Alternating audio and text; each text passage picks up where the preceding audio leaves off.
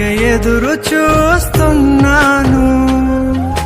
నీవే ఏదైనా చేయాలంటూ నీ కార్యాలకై ఎదురు చూస్తున్నాను.